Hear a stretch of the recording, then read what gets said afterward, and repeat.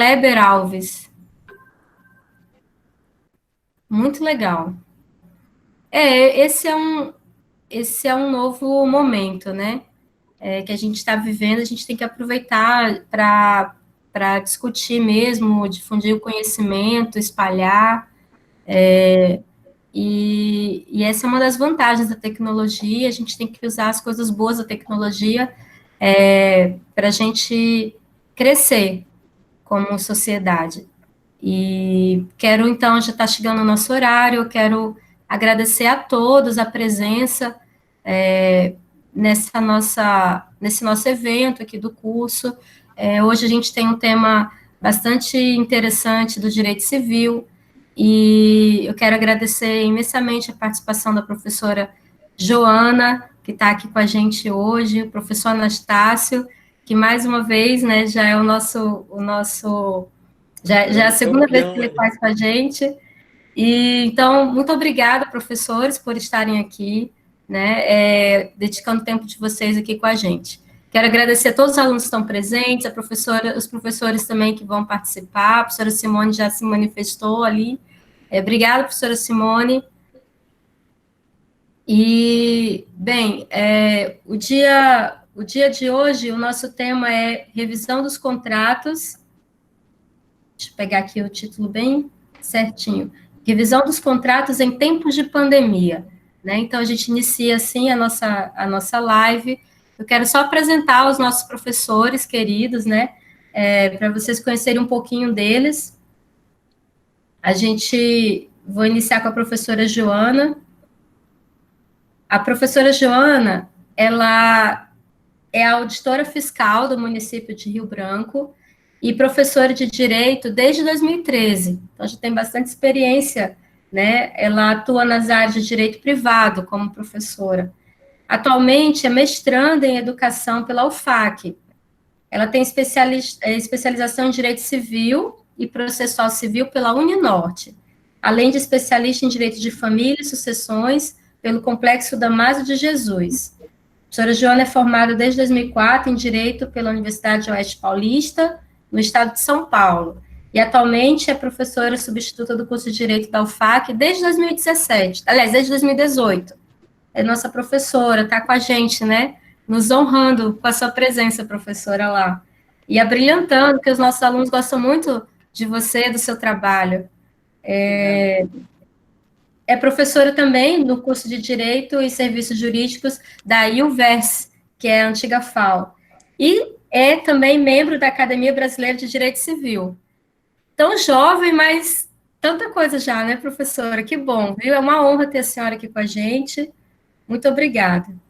Então, vou apresentar o professor Anastácio, um professor muito querido do curso, também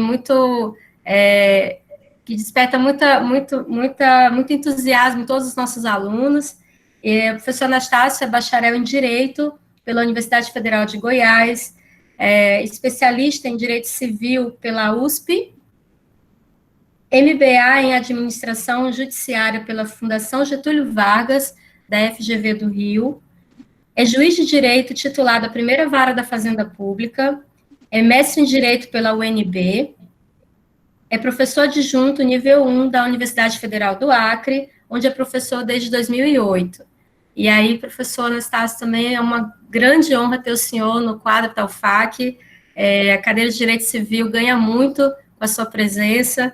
Fico muito feliz de ser sua colega, de estar junto com o senhor compartilhando lá os corredores da universidade.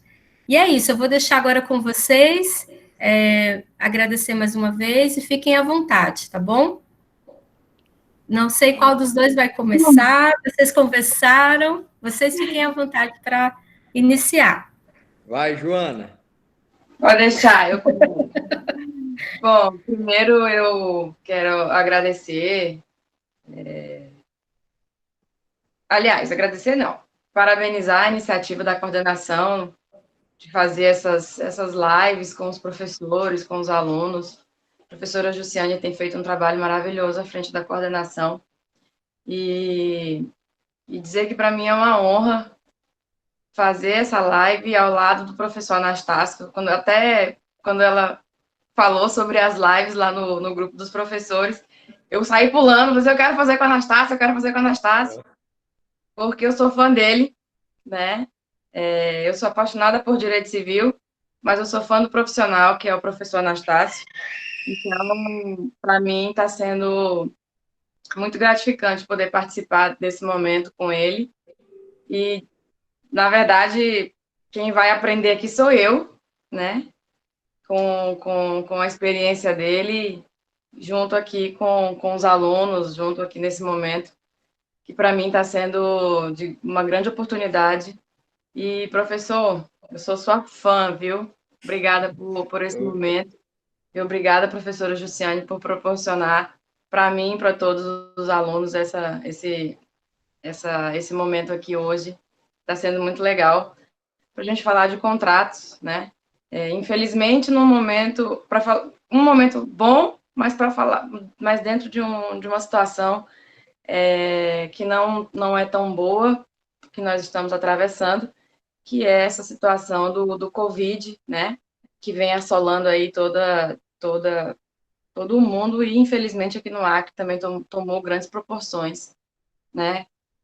E nosso tema ele é importante, porque quando a gente fala de contratos, eu até tinha conversado com o professor Anastácio anteriormente, de que para que nós falássemos exatamente das situações dos contratos, seria interessante que fizéssemos uma parte introdutória né, da importância do conceito de um contrato, para saber exatamente, para ficar até tornar um pouquinho mais didático esse momento, né?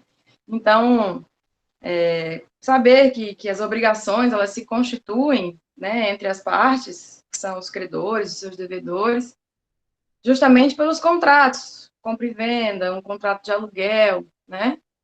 E, normalmente, nós temos aí as partes que se ajustam através de suas vontades, né? Contratos esses lícitos, contratos que estão em execução, contratos esses que têm execução continuada ou uma execução diferida, né? Necessariamente precisamos ter essas modalidades contratuais para que elas possam ser reanalisadas. E os contratos nada mais são do que esses ajustes de vontades, né? E que possuem uma força obrigatória entre as partes. Então, normalmente, não é qualquer situação que vai permitir que um contrato seja revisto, né? Ou seja resolvido. Então, a situação que a pandemia nos trouxe, ele se enquadra numa situação de excepcionalidade, né? Até é importante que a gente traga aqui o artigo 421 do Código Civil, que ele fala que as partes, elas têm aí uma liberdade contratual, né? A gente pode fazer tudo aquilo desde que não seja proibido, né? E justamente por conta da liberdade econômica, da lei da liberdade econômica, nós temos aí uma mínima intervenção estatal e a excepcionalidade das revisões contratuais. Então, por força do Pacta Sunt Servanda, as disposições, as cláusulas contratuais, elas só serão revistas em grandes excepcionalidades, caso fortuito, força maior, né, que tornem esse ato, que tornem esse contrato excessivamente oneroso, né. Então, o que tá em alta nesse momento é até a discussão de um preço, é a discussão de se esse contrato ele vai trazer algum tipo de prejuízo às partes, mas também a gente tem que olhar não só a situação de um lado, mas também tem que olhar se vai trazer o equilíbrio às partes contratantes, né?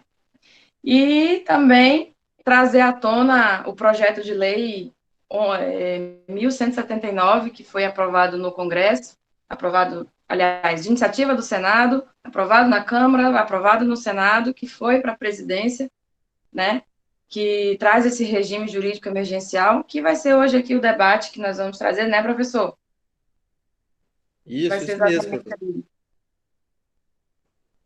E que ele traz aí algumas alterações com relação aos contratos de aluguel, com relação ao direito de interferência no direito do consumidor com relação ao arrependimento, ao direito de arrependimento das compras de alimentos de material perecível, né, professor? Com relação a direito de família também, ele tem interferência. E aí eu vou deixar para o meu professor começar a trabalhar um pouquinho mais aí esse... Professor, desse assunto eu gosto muito, se deixar eu falo aqui uns 10 dias seguidos, né? Mas vamos lá, eu só quero primeiro agradecer o carinho dos alunos que colocaram aqui, olha, gente, eu também tô morrendo demais de saudade de vocês.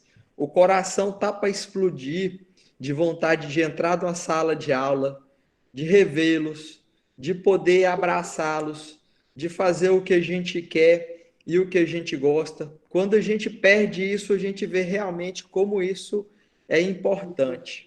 Mas se Deus nos der força, se Deus nos permitir, eu acredito que ainda esse ano todos nós vamos estar todos juntos aí para voltar para o nosso direito civil, não é?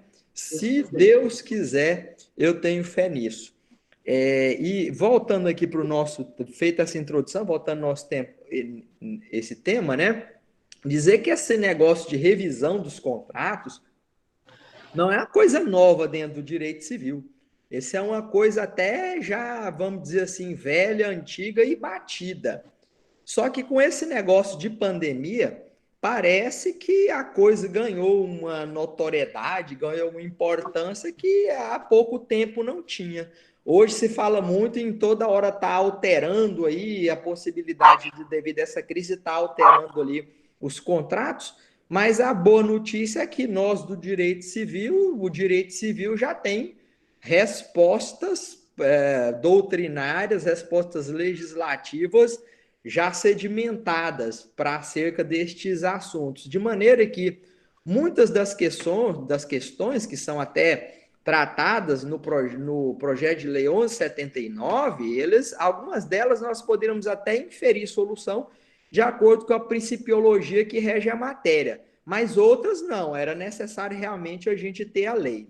O que me parece que nós temos de novidade é que vamos dizer assim, que a possibilidade de resolução dos contratos e de revisão dos contratos, ela era tratada no Código Civil de maneira bem pontual em dois dispositivos, no artigo 317 e no artigo 478, e aí a reboque também o 479 e 480, e também no artigo 6º, inciso 5 do Código de Defesa do Consumidor. Agora, a grande novidade, me parece, do Código Civil, ou da moderna civilística, foi nem tanto querer atrelar a resolução do contrato a esses dispositivos, ao 317, ao 478 e ao 6º, inciso 5 do Código de Defesa do Consumidor, mas também, principalmente, em tratar a matéria de maneira principiológica. É dizer que essa matéria hoje, ela é regida pelo princípio da autonomia privada, pelo princípio da boa-fé objetiva, pelo princípio da justiça pela justiça contratual e pelo princípio da função social interna do contrato. Então, esses 4 princípios hoje é o que nos rege, basicamente é o que vai nos dar o norte para que a gente possa solucionar a questão. Mas, a princípio, o artigo 421, que foi reforçado com a medida provisória da liberdade econômica, que virou lei, ela vem no sentido de reforçar uma ideia do direito civil, que é a ideia de intangibilidade do contrato. É uma ideia de que, a princípio, o contrato ele não deve ser alterado, ele deve ser guardado, ele deve ser obedecido, é a ideia da pacta sunt servanda. E essa ideia inicial, nós concordamos com ela. A ideia que se tem é que todo contrato, em princípio, ele envolve uma alha, ele envolve um risco que é um risco normal. Todo contrato,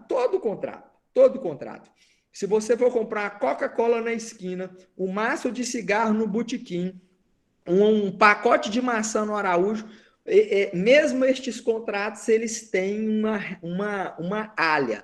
E um contrato de trato sucessivo, um contrato de longo prazo, é natural que ele também tem um certo risco, e presume-se, portanto, que os contratantes, a princípio, assumem esse risco e não vão ficar ali pedindo a resolução ou pedindo a alteração do contrato por qualquer coisa. O que eu quero colocar para vocês é que, a princípio, quem contrata assume determinados riscos e se responsabiliza, por óbvio, por esses riscos. Você se responsabiliza, por exemplo, pelo inadimplemento da outra parte, pela mudança de conjecturas cambiais, econômicas, de juros. Isso tudo é normal, está no contrato. Entretanto, existem determinados riscos que são riscos imprevisíveis, são riscos extraordinários, que não são riscos que de forma alguma estão, vamos dizer assim, assumidos pela pessoa durante a contratação. De maneira que até que se ela soubesse que fosse acontecer esses riscos, que esses riscos viessem realmente a se implementar dentro do contrato, ela não contrataria.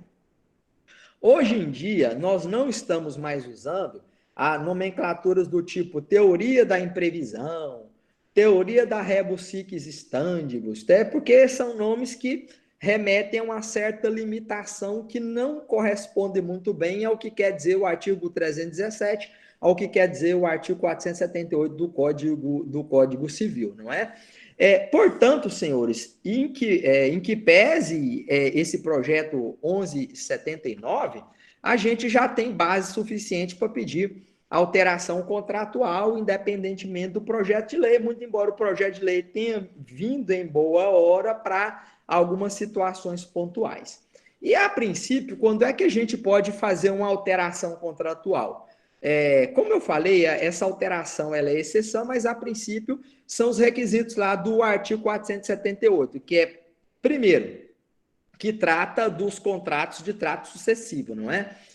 Ponte de Miranda falava desaparição da base do negócio jurídico, mas hoje o que a gente fala é de mudanças circunstanciais no contrato, ou mudanças das circunstâncias econômicas do contrato, que é quando você tem um contrato de longo prazo, acontece um evento extraordinário, imprevisível, que torna a obrigação excessivamente onerosa para um e extremamente lucrativa para outro. Então, esses são basicamente os requisitos, que é, primeiro, a gente ter a princípio, uma obrigação excessivamente onerosa.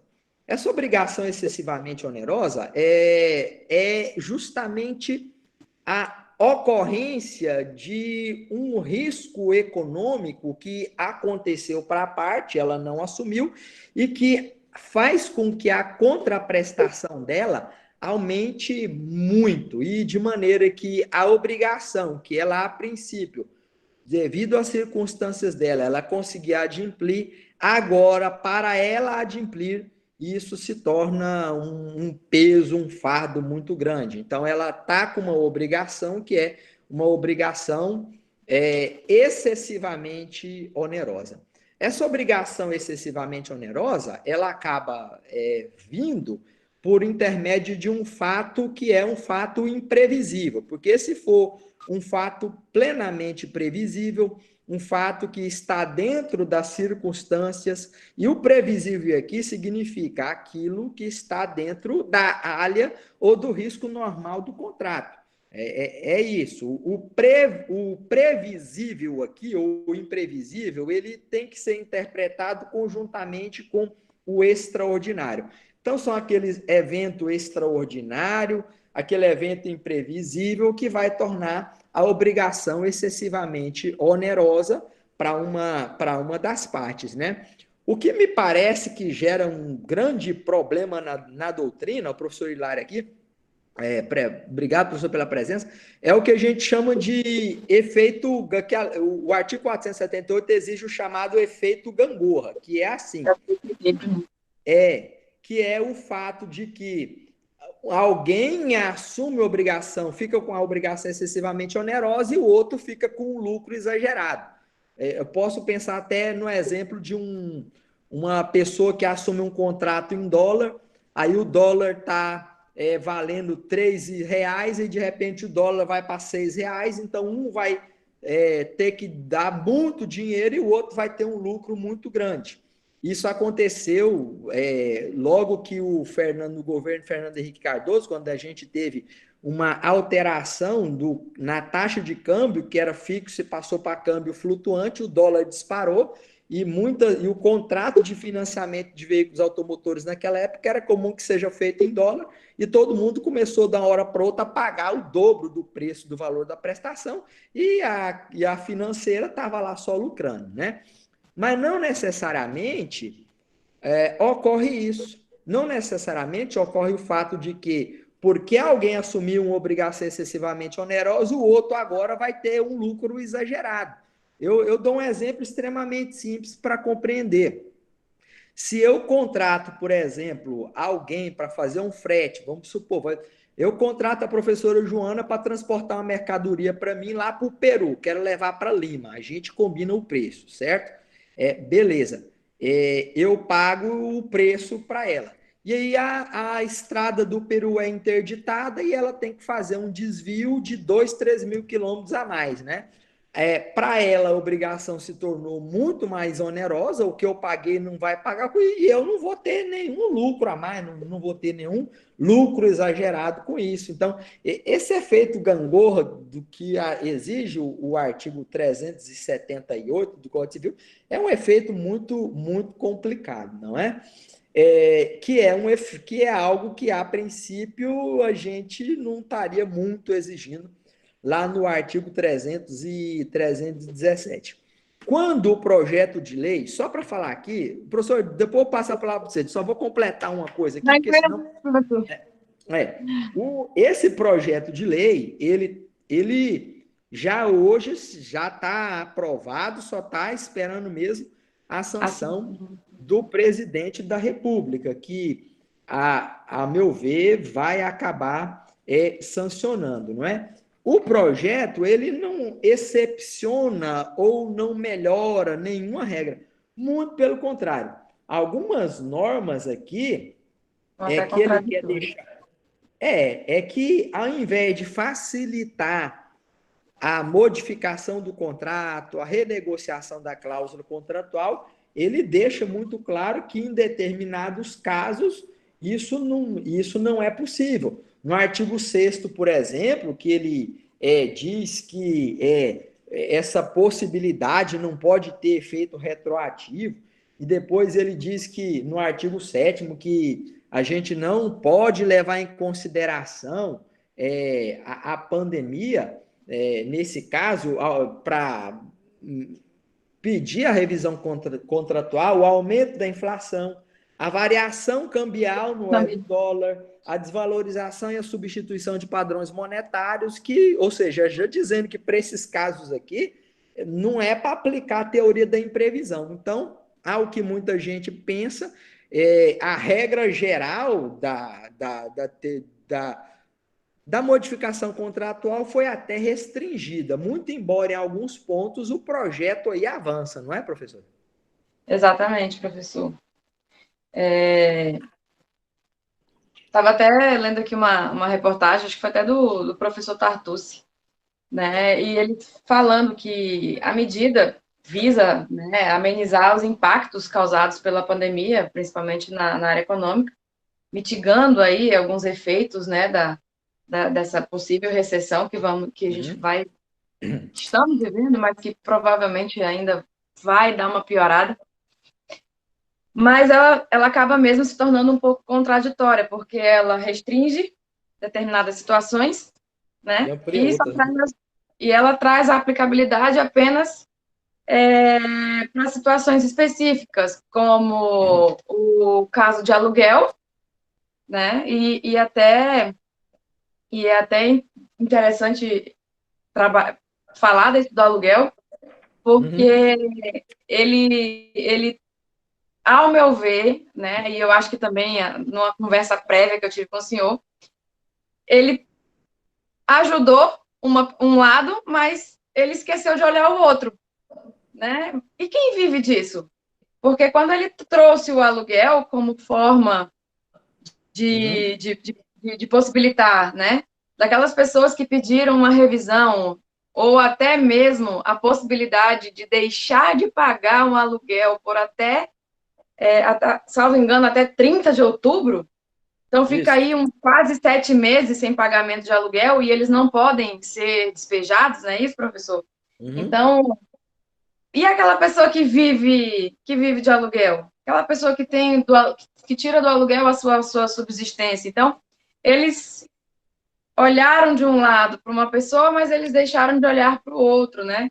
Então, esse projeto de lei aí, ele veio, sim, atender a algumas pessoas, né? Hoje mesmo eu vi uma decisão dos tribunais com relação aos aluguéis referente a aluguel comercial, já que as lojas estão fechadas, uma redução e não deixar de pagar, porque, Uhum. assim, aquela pessoa que está alugando, ela também tem os seus gastos, né, as suas obrigações, então, a gente também precisa olhar pelos dois lados, né? É. E o interessante, assim, dessa lei que precisa a gente dar uma olhada, e que eu tô com isso na minha cabeça, é que quando a gente começa a estudar direito civil, e uma das primeiras coisas que a gente estuda é a lei de introdução, né, professor? Então, a gente vê lá que Uhum. a lei não retroage para prejudicar o ato jurídico perfeito. Pá. Aí, como que fica aí a intangibilidade do ato jurídico perfeito nos casos dessas relações contratuais, principalmente desses aluguéis, ou Uhum. aluguéis, tanto faz, né?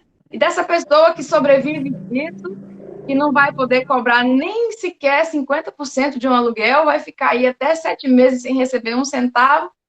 E esse desequilíbrio, já que a imprevisibilidade, ela visa o equilíbrio das relações negociais e não esse desequilíbrio. Como que a gente vai resolver isso? É.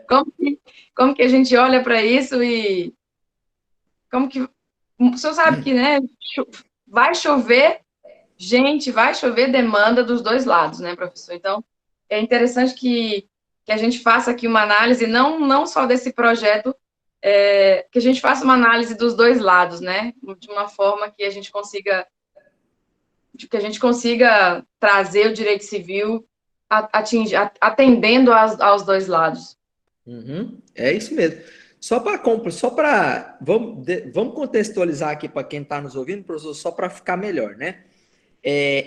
Esse projeto de lei, o 1179, ele tem lá nos artigos 6º e 7º, ele coloca um título que ele fala assim, da resilição, da resolução e da revisão dos contratos, né? E a gente, pelo menos eu pensava que o lógico seria que esses artigos 6º e 7º, que vêm para tratar da revisão dos contratos e da rescisão e resilição dos contratos, que eles viessem para facilitar com que os contratos fossem revistos, não é? Essa é como estamos numa situação de pandemia, então temos que fazer uma lei para facilitar a revisão dos contratos.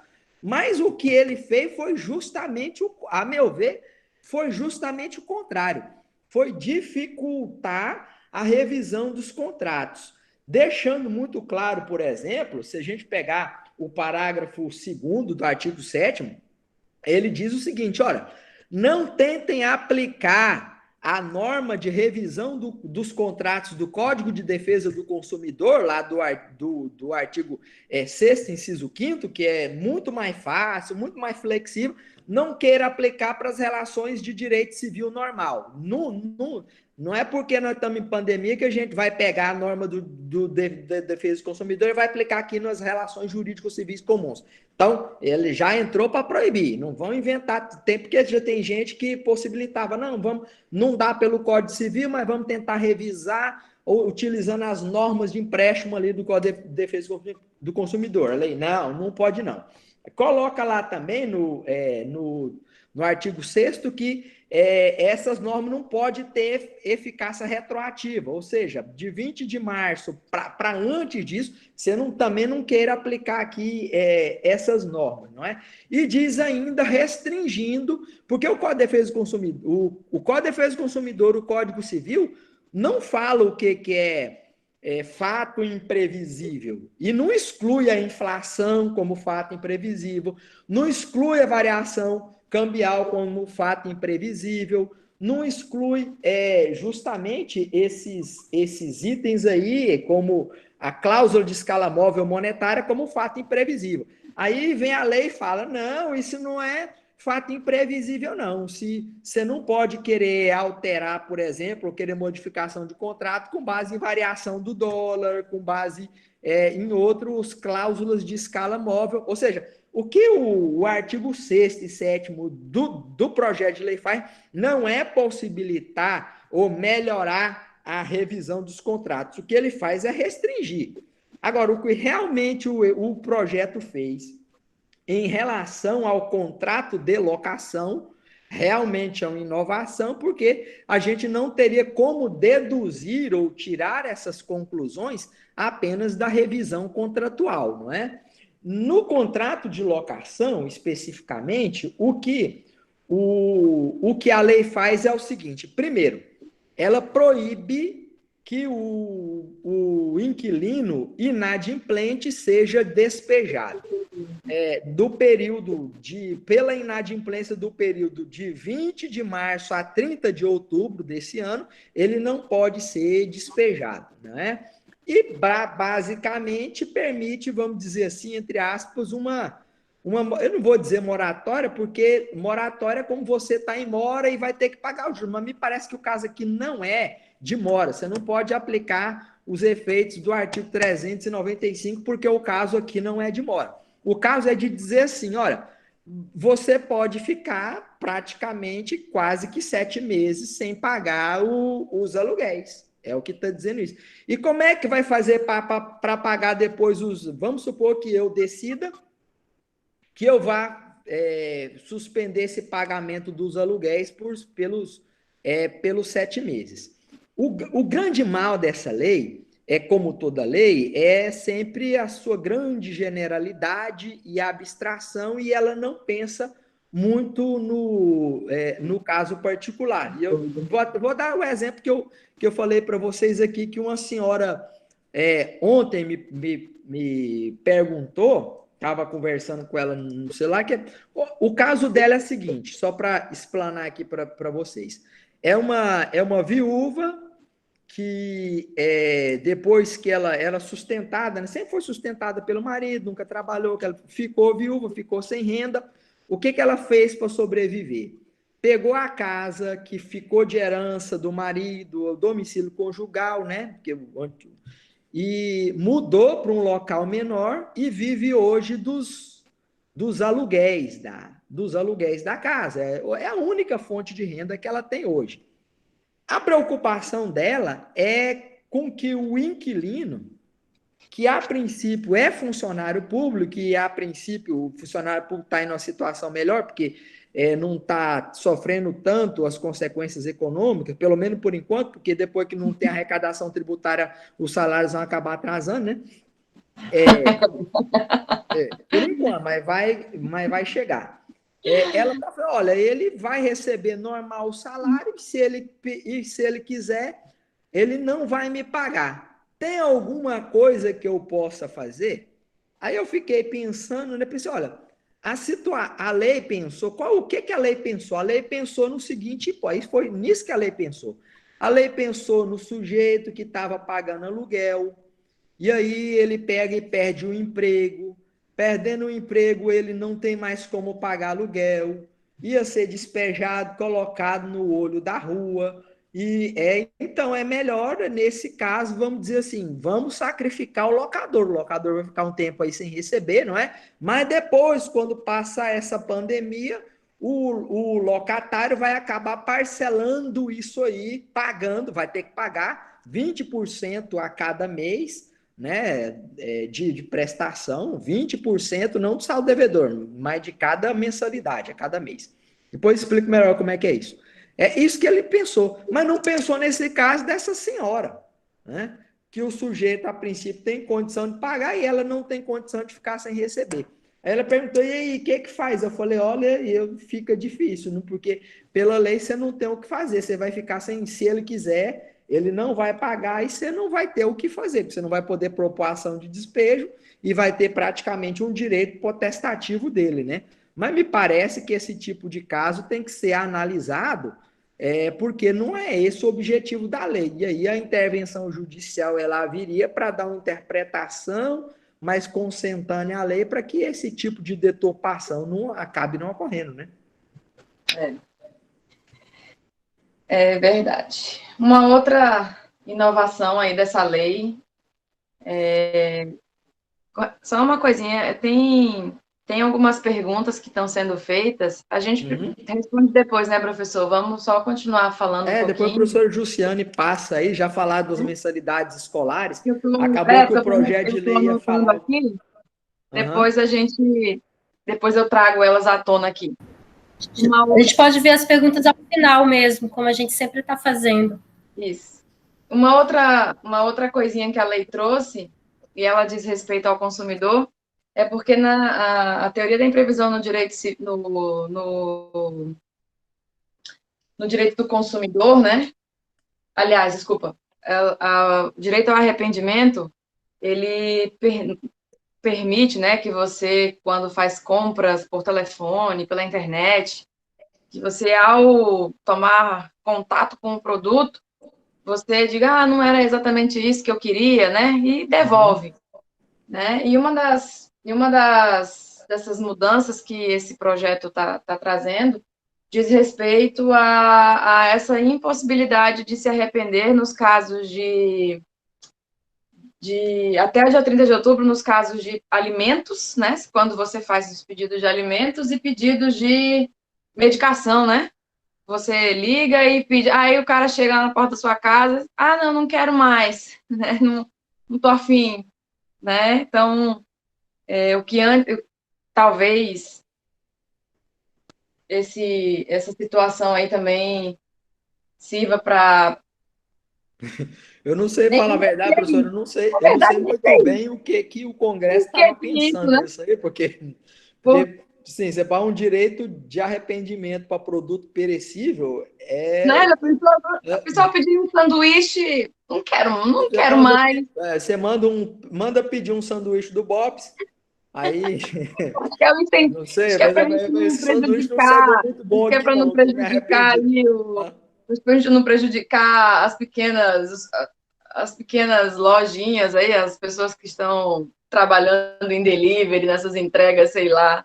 Mas o pior, professor, é que tem pessoas que pedem e depois a pessoa bate na porta e diz não quero, né? É até uma forma de violação de boa-fé, né? Acho que é uma proteção à boa-fé. Vamos levar por esse lado aí. É uma violação ao tucoco, né? Você pega e você coloca um comportamento contraditório, você encomenda lá o alimento tal, e aí sem nenhum motivo, sem nenhuma razão, sem mais nem menos, você pega. É o Código de Defesa do Consumidor, é a lei, eu me arrependi, eu não quero, volta com Mas a aquilo gente está lá. aqui Né? rindo, mas agora eu me lembrei de uma situação. Mexendo no Instagram, né? As pessoas têm um hábito de desabafar no Instagram, de desabafar no Facebook. E não. E vi uma determinada loja e ela escreveu assim. E olhando isso aqui do consumidor e essa alteração, acho que foi oportuno. Porque ela colocou assim, já que as lojas estão fechadas, então elas estão conseguindo trabalhar por meio dos deliveries, né? As únicas que estão abertas são os supermercados e as farmácias, em tese, né? As demais estão fechadas, então estão impossibilitadas aí de manter aquele seu rendimento padrão, né, tal. Da mesma forma, motoboys, taxistas e etc. E agora, ao me lembrar dessa situação, eu fiz um comparativo com essa situação do projeto de lei. E a lojista reclamou que a pessoa ligou para lá, se interessou por um determinado produto, e o que aconteceu? A loja se mobilizou, contratou o motoboy, limpou o produto e fez a entrega. E a partir do momento que ela fez a entrega, a pessoa pegou o produto e disse, não quero. Mandou o cara voltar da porta. Né? Era um produto perecível? Aí que tá, não era um produto perecível, não era. Certo. Mas eu estou trazendo a situação pelo fato de que determinadas empresas, aí vamos aos perecíveis, as restaurantes, as lanchonetes, elas estão fechadas, elas não estão trabalhando, elas não estão abertas ao público. Então, talvez seja uma forma de proteger essas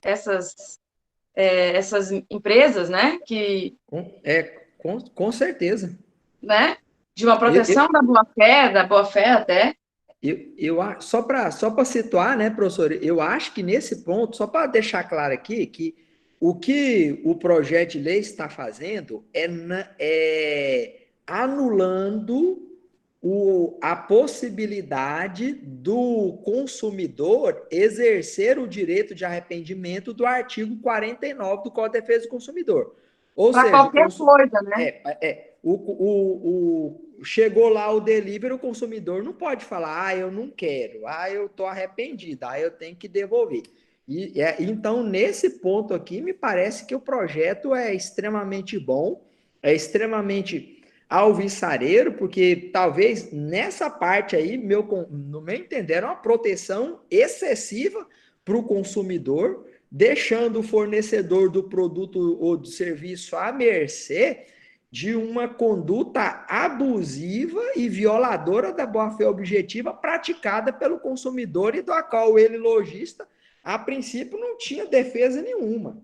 O consumidor simplesmente encomendava lá o seu delivery e falava, não, eu não quero mais não. E pronto, ele ia ter que voltar com o lanche e o fornecedor do produto ou do serviço que ia ter que arcar com todo o prejuízo. Então, nesse ponto aqui, quando suspende até 30 de outubro a aplicação do artigo 49 do Código de Defesa do Consumidor para essas entregas de delivery, eu acredito que é uma medida muito boa, né? Mas agora eu vou voltar a essa situação da loja, que agora eu fiquei com o negócio na minha cabeça. Certo. Se nós, quando vamos à loja, né, fazemos a compra lá, pegamos o produto e tal, a gente não pode desistir, né? Às vezes a pessoa vai lá, se exagera na compra e chega em casa, eu não devia ter comprado, não sei o quê. Ela se acha no direito de querer devolver, obviamente que não pode devolver, e que até o Código mesmo de Defesa do Consumidor não fala nem em troca, né? Ele só fala mesmo em troca quando tem defeito ou alguma outra coisa. Acaba que isso é uma prática que sempre é adotada pelos lojistas de possibilitar a troca, mas essa prática não tem fundamento no Código de Defesa do Consumidor. Isso. Mas se a partir do momento que eu vou lá e tô vendo a pessoa postar e tal, não sei o quê, me interesso pelo produto, ligo, aí tem várias pessoas interessadas, aí eu quero, e eu pago aquele produto. Depois que eu faço o pagamento desse produto, e ele vem para minha casa, né, nessa situação de exceção, assim, como... Mas produto não perecível, é isso ou é perecível? Só para... Não perecível. Não perecível? Não perecível. Vamos supor que essa situação de pandemia dure 1 ano. Professor Nascimento, eu acredito que para produto não perecível, o direito de arrependimento não foi suspenso. O consumidor ainda não. A lei não mexeu, não, com relação a isso. Certo. Eu estou aqui pensando na situação, porque as lojas elas estão oferecendo ao cliente que faz essa compra somente devolver o dinheiro ou fazer a troca. Aliás, não é devolver o dinheiro, é trocar o produto. Certo. Quando a pandemia passar. Então, assim, a gente está vendo também aí uma violação. Sabe? Se a loja está fazendo isso, você não pode, porque o artigo 49 é muito claro, o direito é de arrependimento, a gente chama isso de resilição, a gente chama de resilição, mas parece que é resolução unilateral, né? E aí não tem como, teria que devolver o dinheiro, né? Então, assim, eu estou me recordando disso, porque aí eu digo, cara, se a pandemia demorar 1 ano, a loja vai fazer a troca do meu produto só daqui a 1 ano? Então, tem muitas situações que ainda precisam ser observadas pelo legislador nesse momento de pandemia? Porque se eu faço essa compra, né? Porque os lojistas também, assim como nós professores estamos nos reinventando virtualmente, os lojistas também estão, né? Os empresários também estão se reinventando e fazem venda via WhatsApp, fazem venda via Instagram, fazem venda via Facebook, mas eles ainda não fizeram a forma de atender ao consumidor no pós-venda. Eu entrego, mas e depois? Não existe, né? Então, também é uma forma que a gente tem que olhar que a lei... Minha esposa comprou 2 vestidos aí pela internet, professor, e eu estava aqui morrendo de rezando para tudo quanto é forçando para esse vestido servir, viu? Porque se não servisse, muito embora me parece que o Código de Defesa do Consumidor desse a ela o direito de arrependimento, eu realmente não saberia dizer como é que exercer esse arrependimento aí, tendo que devolver para a loja lá em São Paulo, postando em correio, quem é que ia pagar esse frete aí? Isso é uma logística mas muito complicada para receber, né? Essa logística também está em aberto, a gente não sabe como que vai resolver, né, professor? É isso mesmo. Uhum.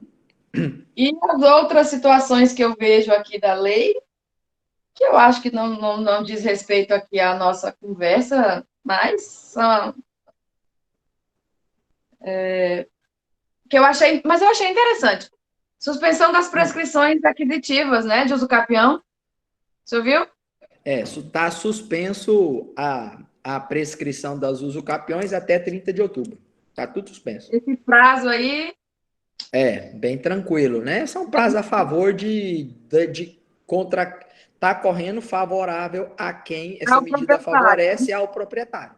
Favorece ao proprietário porque, na teoria, nessa época de pandemia, não pode estar entrando com a ação de uso capião, é muito complicado que ele entre com a ação de uso capião. Tem outras medidas que afetam as relações entre particulares, como, por exemplo, o poder do síndico de determinar medidas de isolamento social, de interdição de áreas comuns, que estava meio nebuloso, que a lei deixou muito claro, mas que não tem muito a ver com a nossa... parte de inventário, né, também.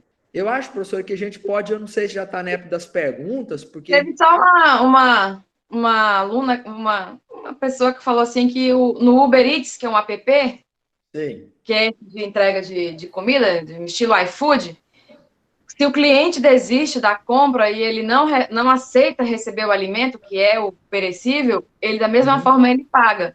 Então, assim, já está em consonância com o que vai ser aplicado, né?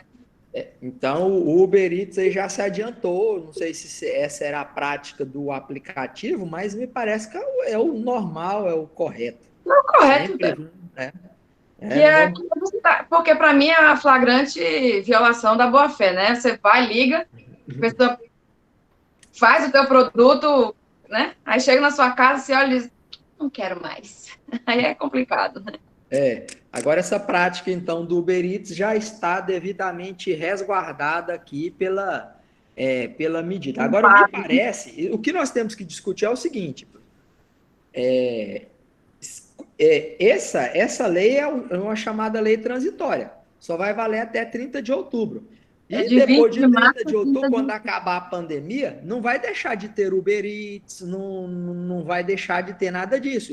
E aí, o consumidor, depois que acabar a pandemia, vai poder desistir, porque a lei só excepciona a aplicação do artigo 49 do Código de Defesa do Consumidor até 30 de outubro, que quer dizer que depois de 30 de outubro, a princípio, que o consumidor teria direito de invocar em seu favor o artigo 49 do Código de Defesa do Consumidor. Ele poderia pedir efetivamente que a devolução ali da comida, ou voltar com a comida, e ele ser ressarcido do valor, né? O que me parece que continuaria a violar a boa-fé objetiva. Exatamente. Bom... Anastácio, se vocês quiserem, então, eu posso ver aqui uma pergunta, acho que a primeira... Houve 2 perguntas já, que era em relação a uma sobre a questão dos contratos de seguro. O Lucas de Chaves, ele fala se era possível falar alguma coisa sobre a questão dos contratos de seguro, a sinistralidade e a modificação do contrato de seguro. Da pandemia, né? Cara, professor, assim, vamos lá.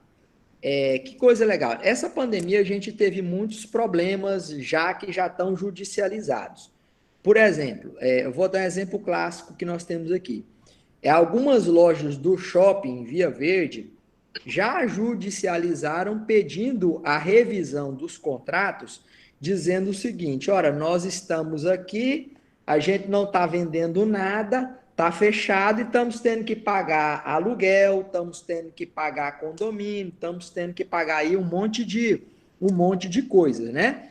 Esse caso, eu posso falar na condição de professor, não é nenhum caso que está sujeito ao meu julgamento, mas, olha, é claramente o que diz o artigo 478 do Código Civil, mas encaixa direitinho. É a existência de um fato imprevisto, extraordinário, que é a pandemia, que torna a obrigação excessivamente onerosa para um e o outro, não estou dizendo que o outro vai lucrar, é o problema da gangorra que eu já disse. Então, ele tem direito à revisão do contrato? Tem direito à revisão do contrato, sim.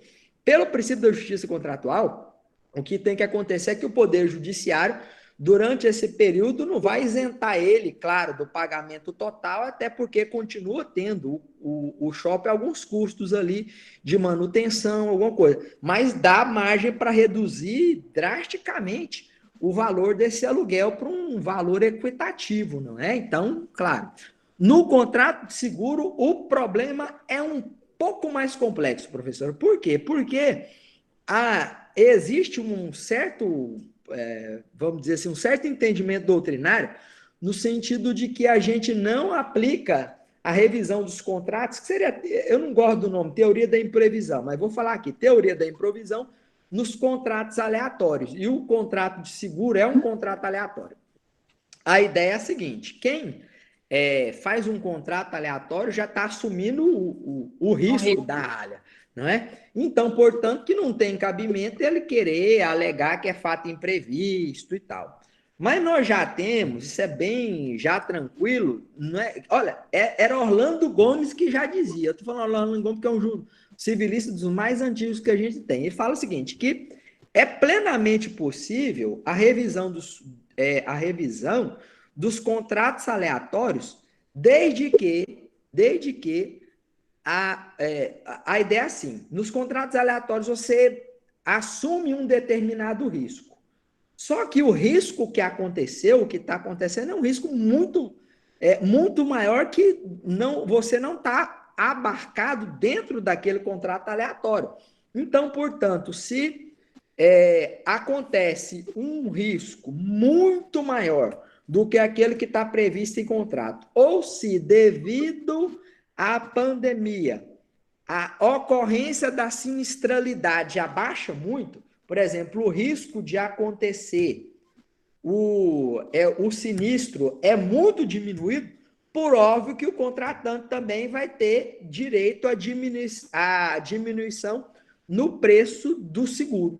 Então, funciona aí por via de mão dupla. Tanto pode servir para revisar o contrato para maior como para menor, a depender do caso. Eu não sei qual é bem o caso aí dele, mas é plenamente possível. Eu até ia fazer aqui um comentário que tem uma proposta de alteração do 798 do Código Civil para ficar 798A.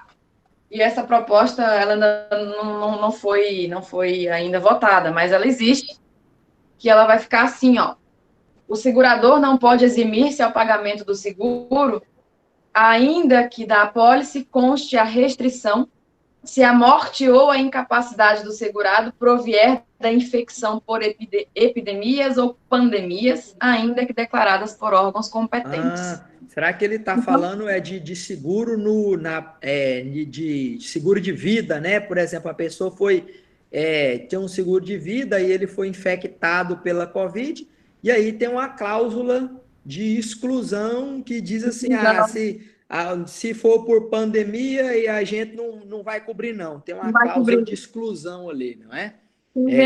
Mas teve aí um recente reconhecimento do Covid como doença de trabalho e também como causa de pagamento de seguro, né?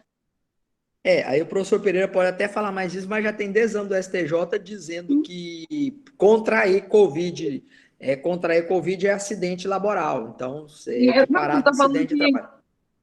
assim, essa situação do Covid, ele está aí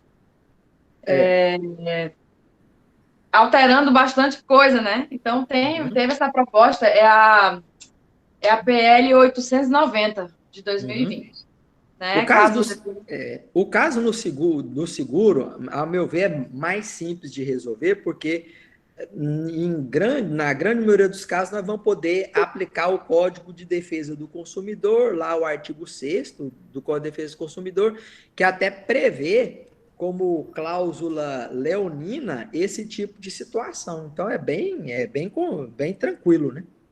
Uhum. Aí tem a questão vocês viram aí, tem a questão das escolas particulares, né, as mensalidades, que isso realmente tem trazido uma grande preocupação. Tem uma pergunta de um aluno e o professor Pereira também aqui também complementou. Todo mundo curioso para saber como é que fica a situação das escolas particulares. O professor Pereira até fala que aqui em Rio Branco houve uma redução do valor das mensalidades. Uhum. É possível pleitear essa revisão? Eu vou dizer que, a princípio, Esse projeto fala alguma coisa sobre? olha o que está acontecendo a princípio nas escolas particulares. A princípio, questão fática, né? Aquelas que estão mais no prezinho ali, no início e tal, o que estão fazendo é desmatriculando o filho e tirando da escola. Então, isso aí não estão nem aí, não vão pagar nada, né? Mas, a princípio, vamos pensar aqui naqueles alunos que estão na sala mais avantajada, que não é conveniente para o pai querer desmatricular o aluno ali, se ele teria direito à redução da mensalidade, tendo em vista, a princípio, que o serviço não seria prestado, né? Aí, senhores, essa questão ela não é de fácil resolução, porque passa por um pequeno problema, que é o seguinte: primeiro, de nós sabermos, ainda não estamos bem por dentro disso, se haverá redução da carga horária dentro da diretriz curricular. É dizer o seguinte: se a escola não dá aula agora, mas ela teria que dar aula depois, ter que avançar novembro, ter que avançar dezembro, né? E o período da mensalidade não é bem a mensalidade, é uma anualidade que é dividido em 12, né? Mas até agora, o que está prevalecendo é o seguinte: que o preço das mensalidades das escolas particulares, elas são feitas através de uma tabela de custo, em que tudo é ali devidamente relacionado e compõe os custos da tabela, não é? E aí o que acontece? Acontece que durante esse período da pandemia, os custos da escola estão sendo mínimos, porque ela não está gastando com insumos, não está gastando com energia, não está gastando com muita coisa, e, portanto, se ela não está gastando com aquilo, ela não tem por que repassar aquilo para o consumidor, de maneira que o consumidor teria, a princípio, direito de redução daqueles valores. E me parece que vai continuar dessa forma, entendeu? De que esse me parece ser um entendimento mais justo, de que na composição da tabela de preço, você tem que excluir do valor da mensalidade essas despesas aí. Agora, isso não é fácil chegar a esses valores, não é algo assim simples, não é? Mas já digo que tem ação do PROCON e ação também já tem procedimento investigatório do Ministério Público Estadual acerca disso, não é? Não sei bem como é que vai ficar. A Tícia já está dizendo aqui, né, que como fica. Deixa a professora Justiane fazer as perguntas para a gente. Tá, bem, ainda em relação à questão da escola particular, já que o senhor mencionou a Tícia, será que a Tícia é a Tícia que eu conheço? Tícia Veloso, como fica o ensino infantil? O principal objetivo é a integração social. Escolas de Minas Gerais consideram já 50%, é a Tícia mesmo. Seja bem-vinda, Tícia, que legal que você está aqui com a gente. Escolas de Minas Gerais consideram já 50% de desconto. Aqui, até então, apenas 2 escolas consideram descontos. Escolas não atenderam a recomendação conjunta PROCON, AB, MP, Defensoria e se negam a dar descontos. Aí... Já tem aqui uma questão sobre a questão das academias também. Eu acredito... Mas só para fechar as mensalidades, professor. Professora, me parece que essa questão é muito simples. Tem direito. A composição de curso, você não está tendo curso, você tem que passar o desconto para o consumidor. Simples assim. E se a escola não atendeu, infelizmente o jeito é judicializar a questão, né? Não tem, se ela não dá de maneira geral, você vai ter que judicializar. Ou então, quem sabe a associação de pais, para não entrar um pai só, entra uma associação dos pais, eu não sei se tem, a escola tem ou isso, ele teria, a princípio, legitimidade para entrar com a ação coletiva. O duro é que grande parte das escolas não tem uma associação de pais que vai ter legitimidade coletiva, então teria que o Ministério Público entrar aí contra as escolas individualmente, ou então cada pai que se sentir lesado entrar individualmente. O duro é que uma ação individual é sempre muito desgastante, é sempre muito ruim, você fica, vamos dizer assim, você não fica de bem lá com o proprietário da escola, você fica sendo chato da vez, mas se não tiver outra opção, né? O problema também, assim, que eu vi, também foi levantado sobre a academia, né? Também tem o direito à redução, e o que eu tenho observado... Professor, mas a academia está tendo um problema, porque a academia não está funcionando. Até onde eu sei, o que a academia está fazendo, assim, não está cobrando nada, ninguém está pagando nada, e o crédito não, que tem lá vai ser repassado depois. O que pensa? Tem pessoas que tentaram desfazer seus planos, as academias estão cobrando, plano cheio. Tem academia, mesmo? Obviamente, que eu não vou citar nome aqui, inclusive a academia que nós dois malhamos. É mesmo, professor, eu não sabia que estava sendo lesado, não. Agora professor, lá onde nós malhamos, né, está entrando mensalmente a mensalidade certinha, né, integralmente, e sob o pretexto de que vai ser acrescido ao final. Então, assim, se for acrescido ao final, tudo bem. Eu também não fui atrás. Isso daí é até displicência minha. Mas eu já tive pessoas que vieram conversar comigo reclamando de outra academia em que ela procurou a administração para fazer o cancelamento e ela não conseguiu cancelar, nem obter o desconto, né? Porque a academia disse que o procedimento dela era de que os 30 dias tinha que pagar porque estava no contrato e tinha que cumprir o que estava no contrato. E eu vou até levantar uma outra situação, já vou aproveitar, porque foi uma mesma fala. Nós sabemos que muitas turmas estão se formando e contratos de formatura estão sendo feitos e tal. E também fui questionada, e agora é uma coisa que até eu fiquei abismada com o que eu li do contrato, que estava escrito assim: sob hipótese alguma, o dinheiro será devolvido. Eu disse, mas e as eventualidades, né? E a entrada, sob hipótese alguma, a entrada vai ser devolvida. E bem, cada aluno pagou 10% do seu valor, dava aí, ao final, quase 3 mil reais, mais ou menos, 300 reais para cada um, e sob hipótese alguma. E a pessoa me questionou, e eu disse, não, eu ia questionar. Ah, mas está escrito lá, a mulher disse que estava escrito no contrato, e que o contrato tem que ser cumprido. Eu disse, sim, o contrato ele tem que ser cumprido, é uma das formas, mas você não vai conseguir se formar e nem usar o evento do dia. Você tem que cumprir as cláusulas lícitas do contrato, né? Aí sim, mas aí eu virei e falei assim, ela vai conseguir cumprir o contrato com a parte dela no dia do evento? Não, não vai. Eu digo, então, se ela não vai conseguir cumprir por causa da pandemia, a gente também tem que entrar numa discussão. Então, são essas as situações que estão acontecendo aqui em Rio Branco e as pessoas utilizam justamente dessa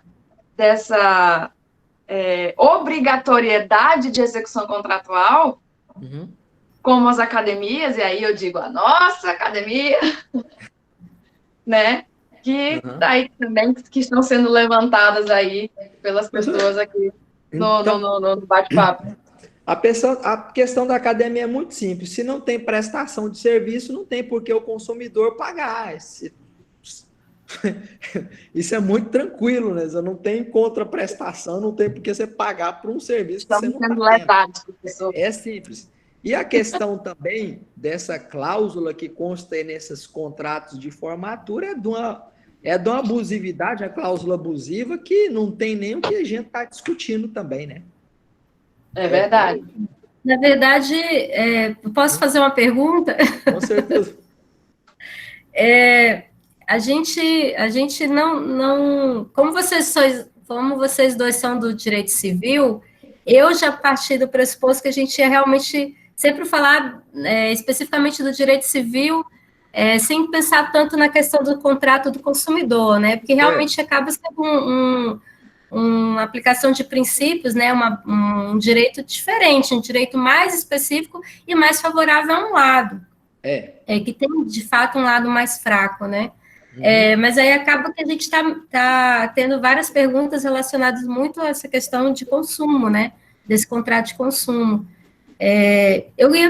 Queria fazer uma pergunta, professor. Na verdade, eu não conheço esse projeto de lei que o senhor comentou. Acho que os casos vão ser muito, muito diversos, né? Sobre essa situação da pandemia. Como o senhor falou até no início, a professora Joana também, quando vocês falaram sobre os aluguéis, né, a professora Joana abordou muito o outro lado, né? Todos esses contratos têm os dois lados, né? Tanto quando a gente fala da escola, quanto que a gente fala da academia, todo mundo foi pego de surpresa, né? De um momento para o outro, de uma situação, de uma hora para outra, tudo parou, né? E essas pessoas que estão lá, os proprietários, eles também, como a professora falou no início, né, eles também têm que comer, eles também têm contas a pagar, né? Isso está em todos os lados. Os proprietários de escola têm a questão dos professores, né? Que vivem daquele trabalho, né? Os servidores, os empregados, enfim, são muitos os contratos, né? Material didático, etc. E aí, a questão, então, para fazer a pergunta, professor, esse projeto, ele faz alguma modificação, ele traz alguma inovação em relação a algum princípio, algum fundamento que trata da revisão dos contratos de uma forma geral? Tipo, o que a gente poderia continuar aplicando? É o de sempre, né? A questão de você comprovar que houve uma modificação na tua situação atual, que poderia, então, justificar essa revisão contratual, como a gente já tinha isso antes da pandemia. Esse projeto traz alguma inovação em relação a esse princípio, algo que a gente pudesse, de repente, aplicar em todos esses casos de natureza civil, porque vão ser diversos, todo tipo de contrato, a gente vai ter sempre essa situação. Eu não vou pagar porque eu perdi o meu emprego, o meu trabalho, mas a outra pessoa também não fez nada para merecer, né? Ela também não foi vítima de alguma forma, todos estamos sendo vítimas da pandemia, né? Então, qual seria, na opinião de vocês dois, o princípio o princípio fundante para a gente talvez aplicar na grande maioria dessas questões que visam revisar os contratos? Então, deixa eu tentar responder aqui, professora. Primeiro, o que o projeto fez, ele não, a princípio, ele não aumenta e nem melhora a possibilidade de revisão dos contratos civil. Muito pelo contrário. O que ele faz é dificultar.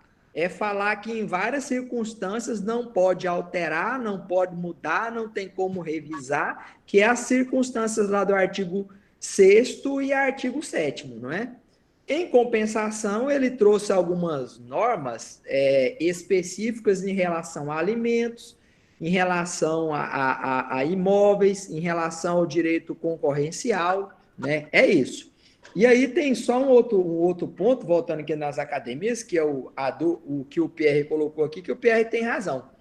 Nós temos que distinguir na questão das academias duas situações. Uma do sujeito que paga aquele plano que eu faço aquele plano mensal de 12 meses, que ele está falando, eu me comprometo a um ano de pagamento, e aí nesse um ano eu pago em 12 prestações, que seria mais ou menos o caso, não é? Aí, neste caso específico, realmente a academia, a princípio, poderia exigir o pagamento, acrescendo esse tempo depois, lá no final. Mas também tem aquela pessoa que paga a mensalidade, ele não tem um contrato de 12 meses, ele tem um contrato mensal. Aí, se ele não quiser pagar no outro mês, ele não paga e pronto. Então, são duas situações, tá certo? A professora Jussiane, a senhora estava falando desse projeto de lei 1179? Isso. Pois é, ele foi proposto pelo Senado, né? Foi revisto pela Câmara, depois aprovado de novo ontem pelo Senado, foi para o presidente já para sanção. Ele é uma medida emergencial, né, para amenizar aí essa situação, impacto econômico, né, da pandemia nas nossas relações privadas, né, mitigar aí os efeitos dessa recessão. Mas ele, como o professor falou, ele excluiu algumas situações, alguns fatores, né? E ele reduziu a situação do aluguel, assim, ele especificou o aluguel, ele especificou algumas coisas do regime societário, ele falou de assembleias e reuniões virtuais, né? Ele falou sobre antecipação de alguns dividendos, ele falou sobre uso capião e suspensão de prazo, falou sobre repasse de porcentagem do transporte de APP, por exemplo, de Uber, né? Falou do transporte de carga, trouxe algumas coisas sobre inventário e partilha, né, na área de família, de sucessões, falou de consumidor, aluguel, e também falou sobre a lei de proteção de dados. Mas eles mantiveram os requisitos do 478, né, que é a eclosão de fato superveniente, né, extraordinário, que traz a onerosidade. E a onerosidade tem que ser atribuída ao período de 20 de março a 30 de outubro. Não é nada antes disso e nem posterior, né? Fruto de algo imprevisível, aí entra o fortuito, o caso fortuito, força maior, daquilo que não se pode cogitar, né, imprevisibilidade, e que causa extrema vantagem a uma outra parte. E eu até tinha me lembrado que tem um enunciado do Conselho da Justiça Federal, que é o 366, que ele fala, né, que o fato extraordinário e imprevisível, causador de onerosidade excessiva, é aquele que não está coberto objetivamente pelos riscos próprios da contratação, ou seja, aquilo que está ausente de qualquer previsão contratual ou de qualquer previsibilidade de contrato. Então, se você conseguir, ainda que nós não tenhamos essa previsão da 1179, mas se você conseguir conjugar, aí o professor Anastácio ele vai, né, melhorar isso que eu estou querendo dizer, mas se você conseguir conjugar esses requisitos, acredito eu que você consiga, assim, rever um contrato, até porque, aí já vem uma opinião minha, eu acredito que a gente não vá buscar a resolução de um contrato ou a resilição de um contrato, mas que a gente vá buscar pelo menos a revisão, porque eu estava até conversando com uma amiga, e ela queria reduzir o contrato de aluguel dela, porque ela trabalha com estética. Aí eu peguei e falei assim, mas tu quer reduzir 70% do aluguel, por exemplo? Aí ela disse, eu não estou trabalhando. Eu disse, mas e se isso aí for a fonte de renda da outra pessoa? Porque, assim, pode estar ruim para você como um autônomo, mas também pode estar ruim para outra pessoa. Então, a medida, né, a medida de imprevisão, ela é trazida à tona para a gente buscar reequilibrar o contrato, a situação contratual. E aí tem que olhar os dois lados. A balança, ela precisa, ou a gangorra, como disse o professor, ela precisa buscar esse equilíbrio. Ela não pode nem tanto ao mar, nem tanto ao céu, nem tanto à terra, né? Então, essas situações que a lei, inclusive até que eu estava vendo ontem as pessoas falando, e eu até achei que foram confirmadas ontem 1.179 mortes por Covid, e ontem foi aprovada no Senado a Lei 1.179. Então, uma estranha coincidência, mas que estavam até... Foi o meme da internet ontem, né? Essa lei, esse projeto de lei que já foi para sanção. Então, foi essa tentativa aí de amenizar o impacto, mas que, em vez de ampliá-la, restringiu, né?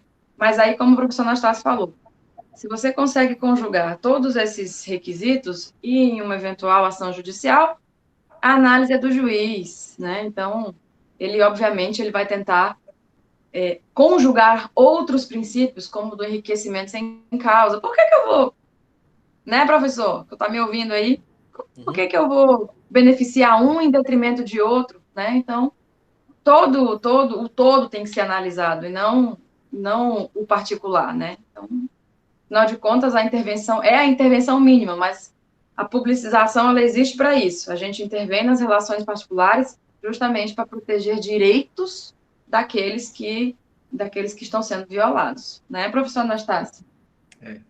Só acho que o professor Pereira acho que tinha uma pergunta para fazer também. Isso. Faça, professor. Bom, eu quero cumprimentar os meus colegas, meus ilustres colegas, a professora Jussiane, coordenadora, que está Obrigada, muito bem dirigindo as nossas lives, com muita propriedade. Parabenizar os colegas expositores, o Anastácio e Joana, um tema extremamente pertinente, polêmico, né? E necessário que a gente debata ele, tenha conhecimento diante de tantas incertezas, dúvidas, sobretudo nessas relações que eles estão tratando, né? Trouxeram para nós conhecermos, aprendermos, né? Que é necessário, né? Estamos diante de situações, todos nós estamos diante de situações que envolvem essas relações contratuais. Eu acho que eu penso que essa área, né, do direito civil e contratos, os colegas aí são experts, têm expertise nisso, mas a gente percebe que em situações como essas, por exemplo, o que a gente está se dando conta é de uma pressão, não é, do governo que está à frente do país para que volte todos os trabalhadores aos seus postos de trabalho. Quem ainda tem trabalho, né? Porque muitos perderam e não voltam mais. Não vão voltar mais. Né? Aquele trabalhador da lanchonete que tinha mais 3, 4 colegas trabalhando, essa lanchonete fechou, não tem mais condições de pagar os aluguéis atrasados. A professora Joana levantou essa questão aí, não é?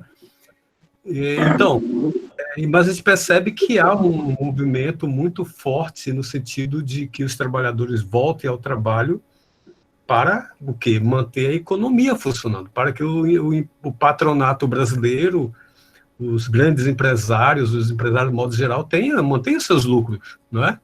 Então, esse aspecto causa muita estranheza, por exemplo, talvez ele passe meio assim ao largo nesse sentido. Por exemplo, o que faz o proprietário de uma academia, de uma escola, continuar insistindo, pressionando, se recusando a baixar os valores, não é? É o lucro dele.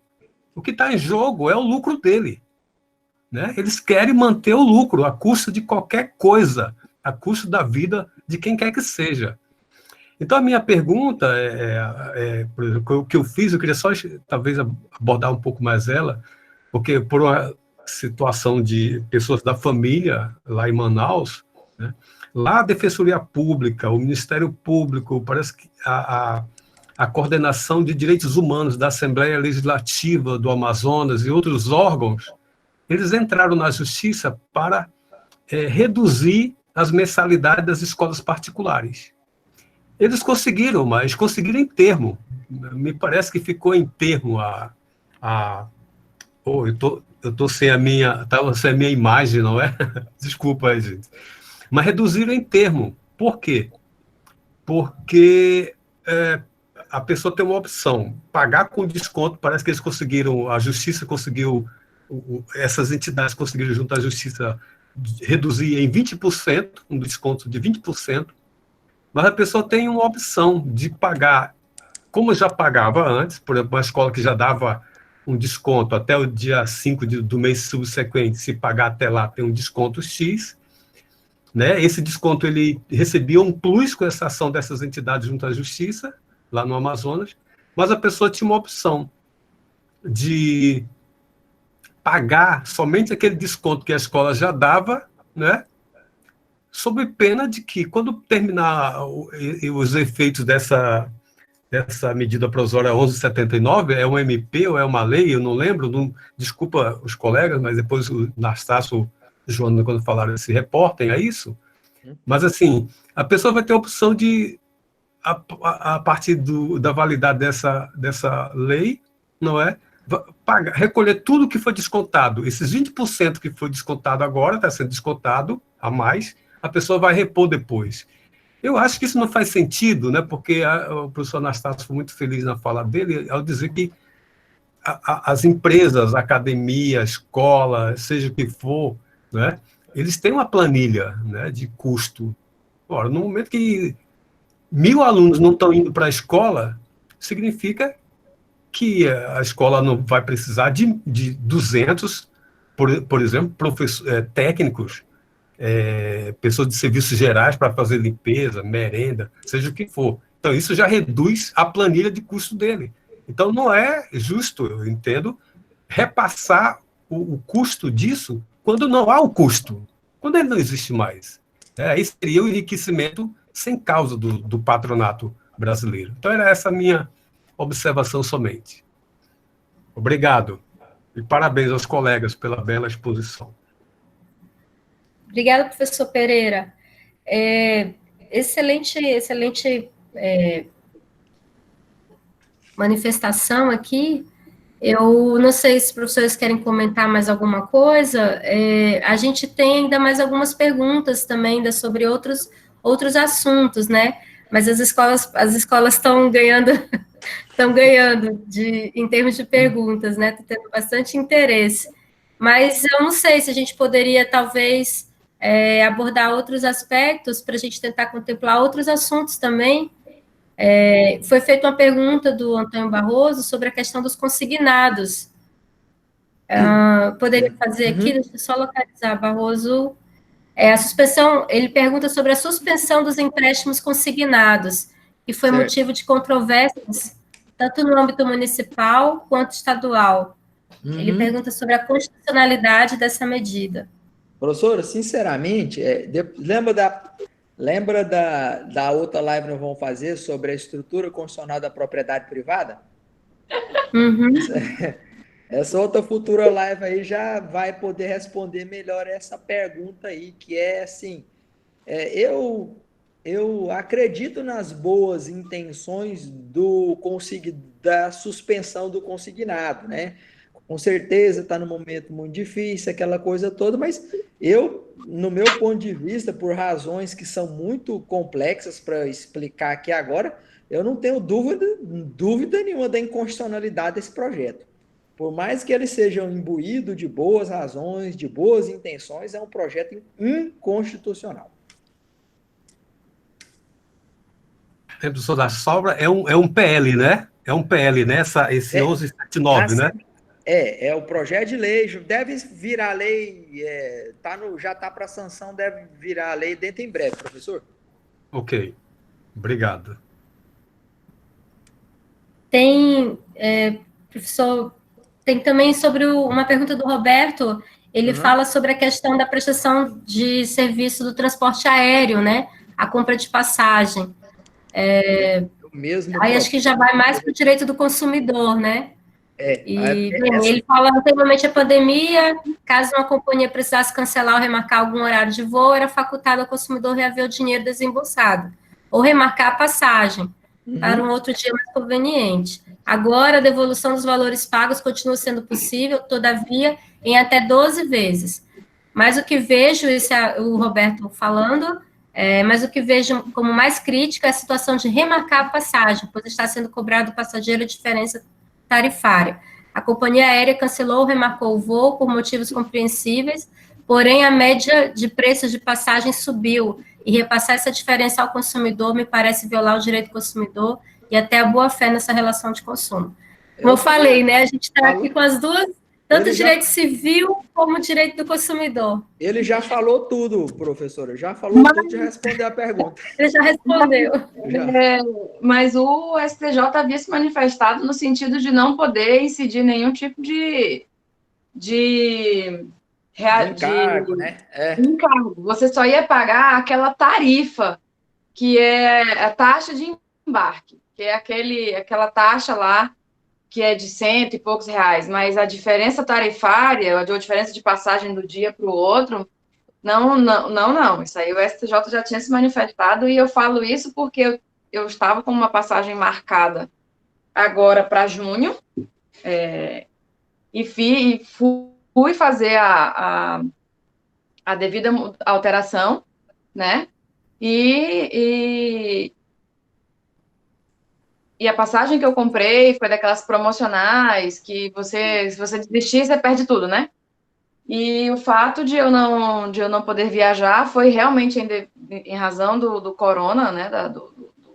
Da pandemia, porque o evento que eu ia participar foi cancelado, ele foi transferido para uma outra, na verdade não foi cancelado, ele foi adiado para uma outra data. Então, as companhias aéreas, elas não podem cobrar um valor a maior ou cobrar diferença de passagens, porque eu ia viajar agora e vou viajar, né? O que acontece é que você tem que viajar dentro de um ano da data que você ia viajar, da data que você ia fazer essa eu estou lendo aqui, falando e lendo aqui, a mesma coisa. Então, não pode, não. Você vai ter que, se eles fizerem essa cobrança, você faz o pagamento e depois entra com uma ação, porque ela é abusiva, porque o STJ já entendeu no início da pandemia, quando os eventos começaram a ser cancelados, que não era possível fazer cobrança do excedente, da diferença. Você só ia pagar mesmo aquela tarifa de aeroporto, tarifa aeroportuária. É só ver a literalidade do inciso 1 do artigo 20 do Código de Defesa do Consumidor. Tá? Muito tranquilo isso aí. Então, a professora Simone aconselho a pagar e depois entra com uma ação aí de pagamento de devolução aí de pagamento devido. Leva tudo. Pena que o professor está fazendo a pergunta. Simone, a nossa professora Simone, como ela é muito chique, ela pergunta no caso de companhias estrangeiras e viagens para o exterior. Mesmo caso. A minha, infelizmente, não aplica o Código de Defesa do Consumidor, né? A gente tem o Pacto de Varsóvia lá. Agora sim, o problema que está mais aí é mais de execução mais de execução da medida. Vamos dizer assim, você pega, condena eu não sei se que vai ter conexão do Brasil, que sai do Brasil, ou se ela comprou uma que é estrangeiro, só perna estrangeira, sem conexão no Brasil. Eu não sei como é que é esse caso, né? É engraçado que a convenção de Varsóvia, ela tem até um modelo tarifário, né? Que ele tenta limitar ali o valor da indenização. É bem complicado isso aí. E é bem baixinho. Não cobre, não. O preço de extravio de bagagem, então, Nossa Senhora, É bem complicado, mas é muito antiga Mesmo também. saindo do Brasil, professora, se o voo é internacional, é porque ela colocou aqui, né, saindo do Brasil, mas se o voo ele é internacional e você sai como voo internacional, mesmo saindo daqui, já vão se aplicar as regras da Convenção de Varsóvia, dado o pacto. Tá. Voltando para as escolas. Voltamos para as escolas. A gente tem aqui, a gente vai ter que fazer uma só sobre escola. A gente tem, na verdade, vários alunos. O Enio Silva, ele fala sobre a questão do retorno. Quando as escolas forem repor as aulas, os custos vão aumentar. Então, poderão aumentar o valor da mensalidade para compensar, já que reduziram agora, no caso, se eles reduzirem agora, né, o valor para compensar a redução dos custos. Enfim, ainda... Na hora que voltar, volta o preço normal. Vai voltar o preço que era. Não aumentar mais. Na verdade, ela está perguntando se vai voltar a mensalidade acrescido desse desconto aí? Ele fala assim, quando as escolas forem repor as aulas, os custos vão aumentar. Então, como o professor Pereira explicou, há uma redução de custos, clara, né? Aí, aumentando, depois, quando retornarem as aulas, os custos que eu agora reduzi, eu vou ter eles novamente, talvez até mais altos. Não, eu acho que a mensalidade vai voltar ao valor normal, né? Normal. Não pode. Sim. E outra coisa que também pode estar acontecendo, que nós não sabemos, as empresas que tiveram a redução de capital, por exemplo, né? As academias que não estão recebendo seus alunos, em parte, porque elas estão recebendo sim, elas também estão, aí vem o professor Pereira para me ajudar, muitas das empresas estão repassando aos seus funcionários as suas perdas nas reduções salariais, diminuição de folha de pagamento. Então, estão utilizando a medida provisória e suspendendo o contrato de trabalho. Né? Então, assim, esse momento para eles, eles estão tendo perda de entrada, mas eles também estão diminuindo nos seus custos com os seus funcionários. Perfeito. Nós estamos vendo, infelizmente, demissões em massa, né? Então, está tendo redução? Tá, mas também, de outra banda, nós estamos também tendo diminuição com folha de pagamento, com diminuição de conta de luz, conta de água, em outras áreas, né? Então, eu acho que tudo isso, quando voltarem às aulas, eles não podem aplicar essa situação de exceção na mensalidade. A mensalidade tem que voltar a ser o que era. Se era R$1.000, vai voltar a ser R$1.000. Ponto, acabou. Né?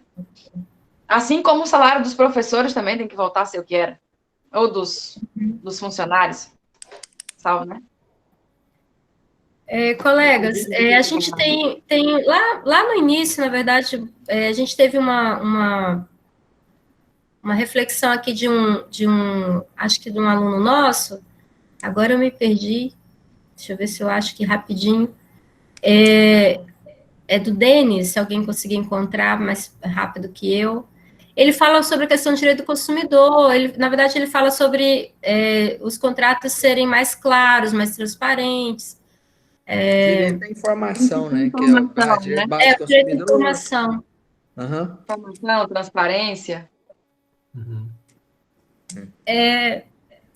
E aí, desculpa, eu não estou encontrando aqui, o chat está grande, porque é muita pergunta. Está aqui, Denis Freitas, encontrei. Não, que tá bom, né, professor? Exatamente, está um ótimo tira-dúvidas, na verdade, aqui, né? A gente está perguntando e vocês respondendo. O Denis, ele fala sobre, com base no CDC, deve haver clareza sobre as informações do serviço e produtos usufruídos. Neste sentido, caberia aos fornecedores deixar os consumidores cientes dos possíveis efeitos da pandemia no contrato, como a oferta dos meses em que o serviço não foi usufruído a posteriori. Acredito que o problema é a ausência de informações dadas ao consumidor. É mais uma reflexão aqui que ele coloca. E ele está correto, e não é só oriundo do Código de Defesa do Consumidor, muito embora o Código de Defesa do Consumidor esteja mais claro, mas o direito à informação, junto com o direito à proteção e à função integrativa, elas derivam diretamente do princípio da boa-fé objetiva, de que, por São os exemplo... deveres anexos, né, professor? Eu fiquei surpreso, professora Joana, me falar o negócio da academia, que eu não estava nem sabendo. Quer dizer, de tanto que está o nível da informação ali do negócio. Então, deveria, no mínimo, ter mandado um e-mail esclarecendo a situação, dizendo o repõe, dizendo qual que é o D, explica. E as escolas a mesma coisa, né? Mas não falam nada, não falam, fica complicado. Bem, colegas, a gente está terminando, na verdade, né, o nosso tempo. Acho que a gente conseguiu, as perguntas que foram feitas, a gente conseguiu fazer essa manifestação.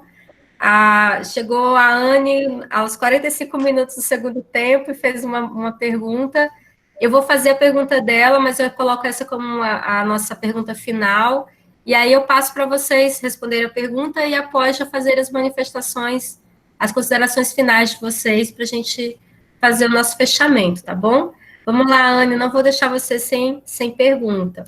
Deixa eu olhar aqui.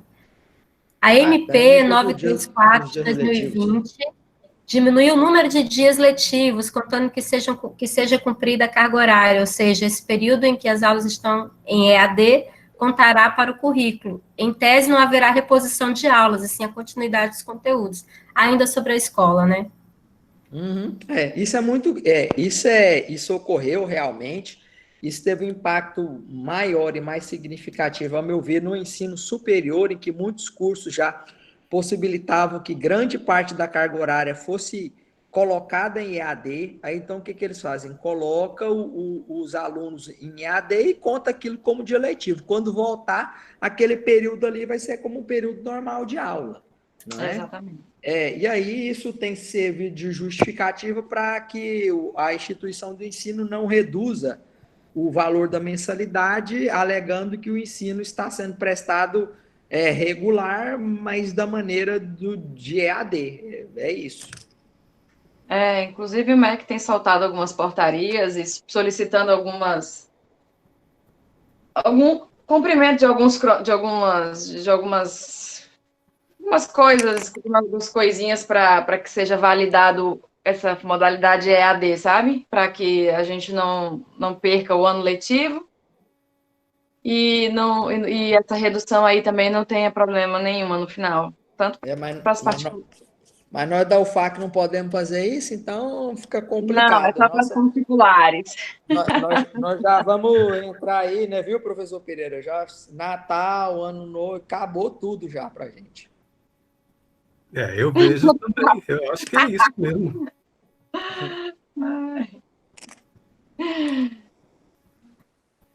Bem, acho que a gente não tem mais perguntas. O professor Danilo está mandando um abraço para vocês. O Ronaldo está falando sobre a questão da certificação. A gente tem interesse, sim, em fazer a certificação das nossas lives, né? A gente está estudando a melhor forma de fazer isso, de forma séria mesmo, né? Que a gente tenha um documento, enfim, com credibilidade. Então, enquanto a gente ainda não consegue resolver com a instituição sobre como a gente vai fazer isso, a gente ainda não está conseguindo fazer a certificação para os alunos, mas logo, logo a gente vai conseguir. É só uma questão de organizar, de achar a solução, a gente está procurando a solução. E aí, professores, essa mais ou menos é o nosso tempo, né, de live. Eu quero agradecer mais uma vez a presença de todos, mas vou deixar para vocês, então, fazer as considerações finais de vocês. Não, professor, só agradecer aí a você, aos professores, aos alunos que participaram e principalmente a professora Joana. Foi muito bom. Eu que agradeço, professor Anastácio, que o senhor aceitou participar comigo, na sua humildade, no seu conhecimento de dividir comigo aqui esse momento. A professora Jussiane, né, pela iniciativa, com todos os professores. Aos professores, colegas que participam, que contribuem, né, aos professores que também estão fazendo as lives, que nós também estamos assistindo, o professor Danilo, né, o professor o senhor que já fez a primeira, né, que abriu a sessão de lives, o professor Pereira, né, que o senhor fez com o Josialdo também, foram lives maravilhosas. Próxima que vem aí com o professor Hilário, né? Isso. E aí tenho certeza que também vai ser uma live maravilhosa. Agradecer a oportunidade, né, e dizer que para mim tem sido um aprendizado muito grande esse período que eu estou aí na UFAC, participando com vocês, que vocês são vitrine para a gente, e dizer que aproveitar esse momento que eu estou aqui com bastante gente, com os alunos, agradecer aos alunos também, porque eu sei que meu tempo de substituta está terminando também, então eu quero aproveitar essa oportunidade para deixar um agradecimento especial a todos vocês, pela acolhida, pelo carinho, pelos conselhos, pelos puxões de orelha, né, por tudo, para mim foi maravilhoso, né? Meu tempo aí já tá, daqui a pouco eu completo os 2 anos, agora em junho, então logo eu vou estar me despedindo. Tem que rever esse contrato, professora. Tomara, né? E aos alunos que foi muito maravilhoso e agradecer a presença de todos e contem sempre comigo e dizer que ter feito parte, né? Estar fazendo parte ainda e me considerar parte desse grupo não é para qualquer um, e dizer que eu sou muito feliz de poder chamá-los de colegas, e dizer que mesmo que eu não esteja mais aí, que vocês podem sempre contar comigo quando quiserem, e só chamar que eu vou. Obrigada por tudo, um beijo grande, e professora Jussiane, eu gosto muito da senhora, dizer que essa coordenação hoje já vinha de um trabalho maravilhoso do professor Pereira. Quero deixar um beijo grande para o professor Raimundo também, né? E outro para o Anastácio, que eu sou fã desse homem. Professor! Você viu, professor? Você viu a melhor penal. Coisa linda, gente. Obrigado. Você mora né? Eu vou deixar o Anastácio se despedir, então eu vou falar antes dele. Vou deixar... Professor Anastácio, eu vou deixar o senhor se despedir, você vai fazer o fechamento, tá bom? Então, eu vou só agradecer a professora Joana as palavras carinhosas e dizer que a gente tem que rever esse contrato, já que a gente está falando de revisão de contrato, rever o término do contrato de trabalho dela como substituta na UFAC, para a gente prorrogar isso aí. Vou chorar. Pela medida 936, ele está suspenso, né? Se fosse aplicado ao servidor público, né? Olha aí, ó, tá vendo? Vamos achar uma saída. Vamos sim. Obrigada, professora. Professor Anastácio, o senhor faz o encerramento. O senhor tem a palavra. Muito obrigada mais uma vez. Obrigada a todos. Só mais uma vez agradecer a presença de todos aqui.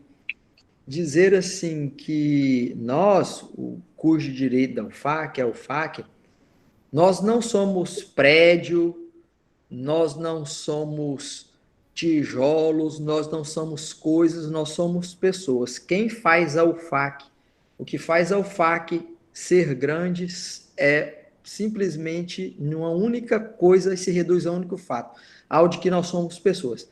E é isso que me dá esperança, é isso que me dá motivação, é isso que me dá a certeza de que nós vamos sair desse processo muito maior, muito melhor e muito mais engrandecido do que nós somos. E tenho certeza que o nosso curso de Direito, depois dessa aprovação, saindo mais fortalecidos, nós vamos sim conseguir formar uma turma de excelência e poder contribuir com muita justiça para o nosso Estado, não é? Para a professora Joana, eu deixo o meu abraço, deixo o meu carinho. É uma pena que o contrato dela esteja se findando, mas os laços que me unem a ela são os laços do direito civil, então nós não vamos nos livrar um do outro assim de maneira tão simples e tão fácil, né? Essa nossa amizade ainda vai durar muito tempo, tá bom, professora? E deixo aí essa mensagem de carinho e de apoio. E as corridas, né, professor? E a corrida também, né? Você tem atleta nesse curso. Bem, então, agradeço a todos, né? Muito, muito obrigada aos professores Joana, professor Anastácio, foi muito especial. Foi realmente, vocês conseguiram fazer bem o formato do bate-papo, né? Isso é muito bacana. O tema também provocou muitas perguntas, a gente teve muitas perguntas. E, mais uma vez, né, agradecer aos professores, professor Pereira, professor Danilo, outros professores estiveram com a gente aqui também. Muito obrigada mesmo. O professor Pereira vai ganhar A estrelinha diploma de do professor mais presente nas lives do curso de Direito. E muito obrigada. E principalmente aos nossos queridos alunos, que é para vocês que a gente está fazendo esse momento, né? Agradecer mais uma vez o Jeps, que está gravando, do NTI, agradecer o apoio da Ascom, que faz os nossos CATs para a gente divulgar, e agradecer os nossos queridos alunos. Em breve, a gente vai retornar, se Deus quiser, e a gente vai se ver, vai se abraçar, é o que todo mundo quer, tá bom? Grande abraço, gente. Muito obrigada. Beijo. Boa noite. Boa noite. Tchau. Tchau.